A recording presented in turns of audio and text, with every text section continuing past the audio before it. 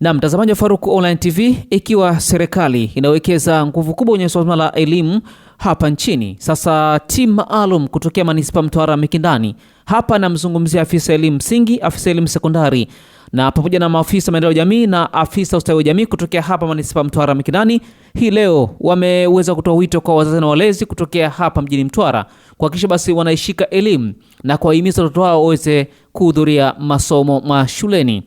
Aidha, wameeleza kuwa kupitia elimu itawasaidia watoto wao kuepuka na vitendo vya ukatili ikiwemo kubakwa pamoja na mimba za utotoni. Lakini pia wataalamu hao wameeleza kuwa endapo mzazi au mlezi asiyempeleka mtoto wake shule, basi adhabu hii itamhusu, ikiwemo na kifungo kisichopungua miezi 6 au kupigwa faini au vyote kwa pamoja. Ipo kwa namna gani hii? Tukasikize kile ambacho kimeelezwa na wataalamu hawa kutokea hapa Manispaa Mtwara Mikindani. Kwa majina, mimi naitwa Mwalimu Bakari Nangulukuta, ni afisa wa elimu katika kitengo cha elimu ya watu wazima na elimu nje ya mfumo rasmi upande wa sekondari. Tunaposema elimu, tunamaanisha ni ule mchakato endelevu wa kukuza uwezo wa kiakili, kimwili, kimaadili ambao mwanadamu anaofuata, na mchakato huu unatumika kama chombo cha kuhamisha maarifa, ujuzi na maadili kutoka kizazi kimoja hadi kingine kwa ajili ya kumnufaisha mwanadamu. Na mtoto tutamsema hapa kwa mujibu wa sheria za Kitanzania. Tunaposema mtoto tunamaanisha ni binadamu yeyote aliye chini ya umri wa miaka 18. Sasa tukija kwenye umuhimu wa elimu sasa, mimi nitajikita zaidi katika maeneo matatu, kwamba elimu kwanza ni haki na ni haki ya msingi kabisa kwa kila mtoto. Hii ina maana kwamba kila mtoto wa kike au wa kiume ana haki ya msingi ya kupata elimu bora, salama pamoja na elimu endelevu.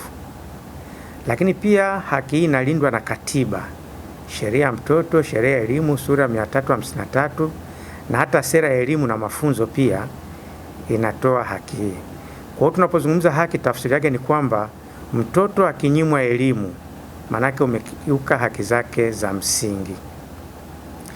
Lakini ukiacha hilo, jambo lingine nalo ni kwamba elimu ni msingi wa maendeleo ya familia pamoja na jamii. Mtoto aliyopata elimu huimarisha ustawi wa familia kwa kuongeza maarifa, ujuzi na maadili. Naitwa Felista Kiando, ni kaimu afisa ustawi wa jamii Manispaa ya Mtwara Mikindani, na kwa upande wangu nitaendelea kuzungumzia faida za elimu. Faida mojawapo ya elimu ni kumlinda mtoto dhidi ya changamoto mbalimbali za kijamii.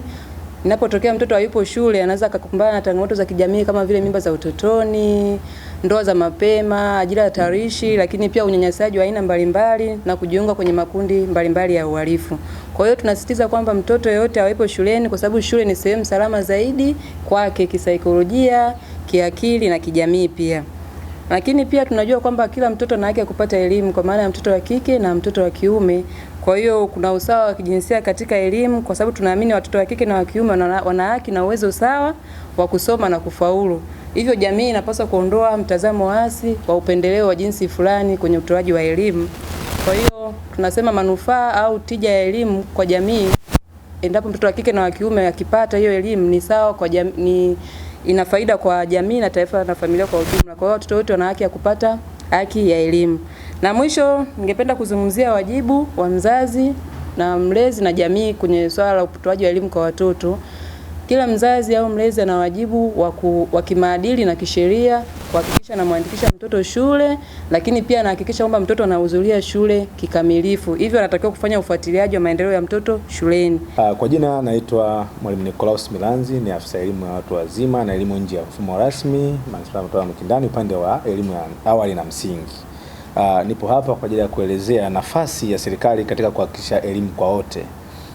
Kwanza kabisa, serikali inaendelea kutoa elimu bila malipo katika ngazi za msingi na sekondari, na serikali inaimarisha miundombinu ya shule kama tunavyoona, mazingira salama ya kujifunzia, lakini pia na ajira kwa walimu.